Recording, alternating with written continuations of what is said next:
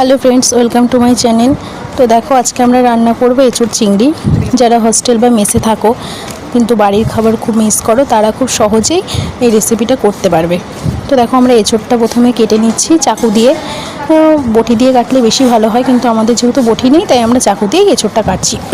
তারপর দেখো, এঁচোড়টা কেটে এমনি নর্মাল জলে ভিজিয়ে রেখেছিলাম, তারপর একটু ফুটিয়ে নিলাম আলু আর এঁচোড়টাকে। তারপর দেখো, ফোড়নে দিলাম হচ্ছে জিরে, শুকনো লঙ্কা আর হচ্ছে একটু গোটা গরম মশলা।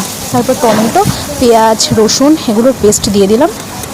তো এগুলো ভালো করে কষিয়ে যে সেদ্ধ করা আলুটা ছিল সেই আলু আর হচ্ছে কী বলে ওটাকে এঁচোড়টা দিয়ে দিলাম।